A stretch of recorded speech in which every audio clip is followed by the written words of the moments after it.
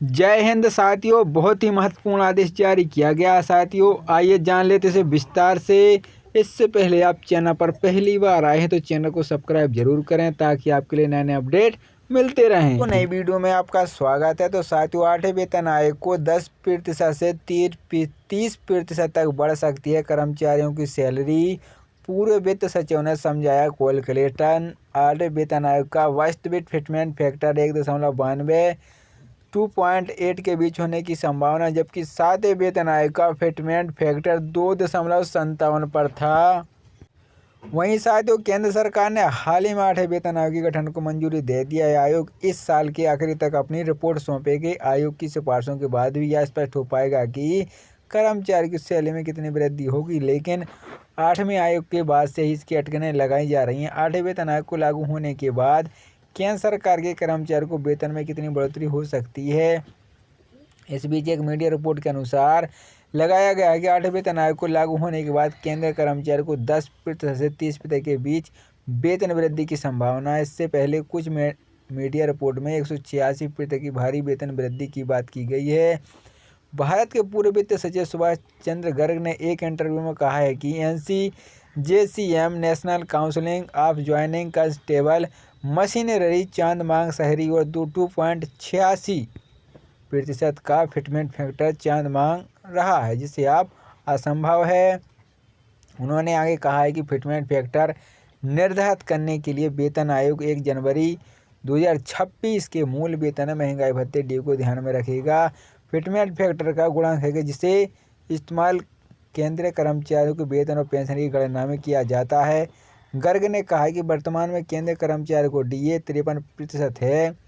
1 जुलाई 2024 से 1 जनवरी 2026 तक का DA गणना में और किस्तें जुड़ेंगी। पहली जनवरी 2025 से लागू होगा और दूसरी 1 जुलाई 2025 को 7% की वृद्धि मानते हुए 1 जनवरी 2026 तक DA लगभग 60% होगा। पिछले आयोग की वृद्धि की सिफारिशें। उन्होंने इंटरव्यू में कहा है कि 1.6 के आधार पर फैक्ट के साथ अगर कदम प्रतिशत वृद्धि निर्धारित करता है तो अब तक वेतन आयोग को 15% से 30% तक वेतन वृद्धि की सिफारिशें की हैं। पिछले वेतन आयोग में लगभग 14-15% वृद्धि की सिफारिशें की थी। मेरे आकलन में 1.6 के आधार पर लागू होने वाला अतिरिक्त फिटमेंट फैक्टर 10 से 30% के बीच होने की संभावना है। आगे उन्होंने कहा है कि आधार फैक्टर 1.6 160 या 20% होने पर 32 मिलता है और 160 में 32 जोड़ने पर संशोधित फिटमेंट फैक्टर 192 से 1.92 प्राप्त होगा। पूर्व केंद्रीय वित्त सचिव गर्ग ने कहा कि अगर हम 30% की अधिक वृद्धि मानकर चलेंगे तो गणना इस प्रकार होगी कि 160 का 30% 48 होता है। इसे बेस फैक्टर में जोड़ने पर हमें 208 या 2.8 का संशोधित फिटमेंट फैक्टर मिलता है। इसलिए वास्तविक फिटमेंट फैक्टर 1.92 और 2.8 के बीच होने की संभावना है।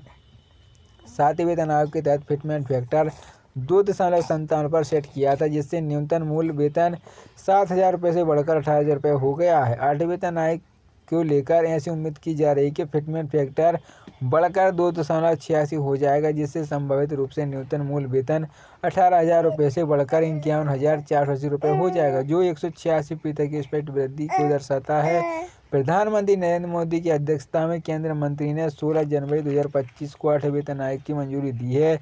सरकार का कहना है कि 2025 में 8वें वेतन आयोग का गठन सुनिश्चित करता है 7वें वेतन आयोग की अवधि समाप्त होने से पहले नई सिफारिशों को लागू किया जा सकता है।